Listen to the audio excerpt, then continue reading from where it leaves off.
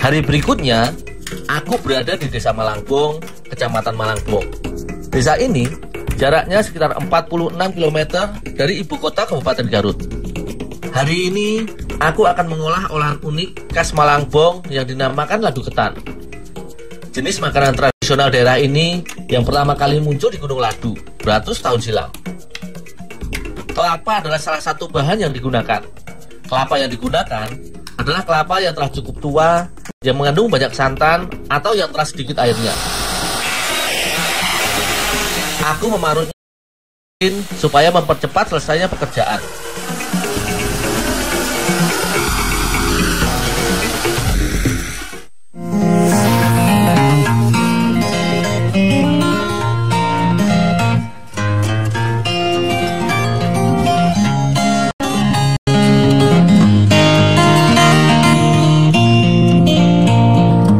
Beras ketan menjadi bahan utama pembuatan ladu ketan.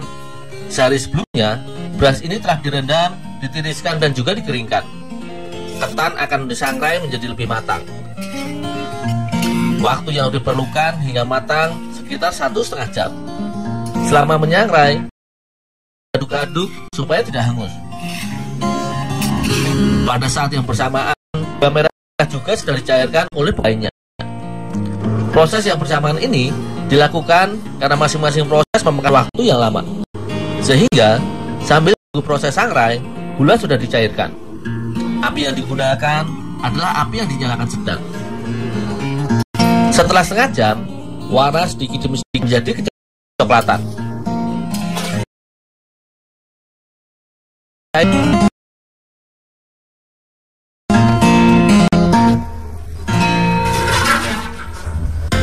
Parutan kelapa akan ditambahkan ke gula merah. Kelapa parut juga akan ditambahkan pengharum makanan berupa vanili. Baru kemudian gula merah akan dimasak lagi. Bahan terakhir yang ditambahkan ke gula merah adalah gula kasuakan.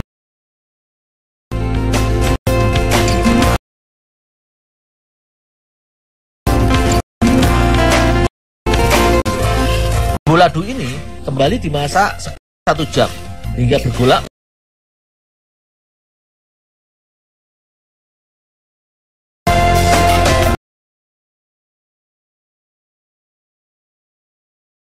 Aku pindahkan ke nyiru.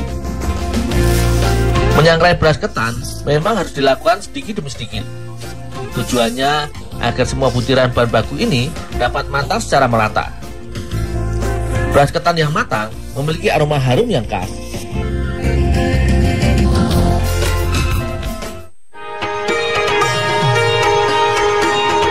Kang, ini ketannya udah ditepung, Kang?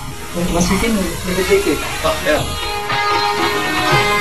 Tepung ketan kemudian aku masukkan ke cairan kinca. Sembari terus aku tambahkan tepung ketan. Sementara itu, pekerja lainnya akan mengaduk adonan ini di wajan terus menerus dengan cepat. Setelah semua tepung ini aku masukkan ke wajan, aku pun segera membantu proses pembuatan adonan ladu ketan ini.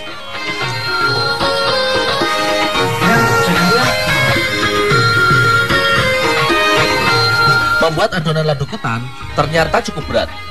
Bahan ini harus kami aduk terus-menerus dengan pengaduk kayu. Kondisi atau karakter adonan ladu ketan memang lebih kesat. Ini jauh berbeda dengan misalnya adonan dodol atau jenang yang sangat lembut. Oleh karena itu, kami benar-benar harus bekerja keras saat mengaduknya.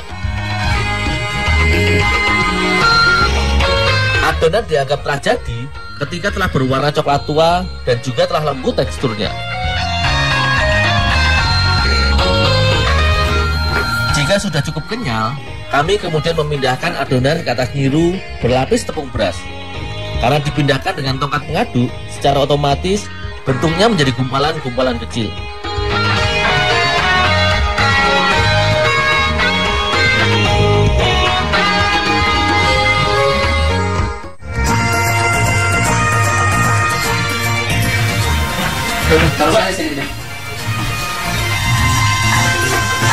Untuk membuat satu cetakan, akan diambil segumpal kecil adonan. Adonan ini kemudian digulung di atas meja sehingga menjadi bulat panjang. Proses ini terus dilakukan perlahan hingga ukurannya telah sesuai yang diharapkan. Setelah itu, barulah adonan akan dicetak dengan 2 bilah kayu kecil. Kedua bilah kayu kecil akan ditekan ke adonan dari 2 sisi, di mana pada bagian atas akan dibuat menjadi lebih menyempit. Jadinya, adonan akan berubah menjadi semacam bilah kayu segitiga yang panjang.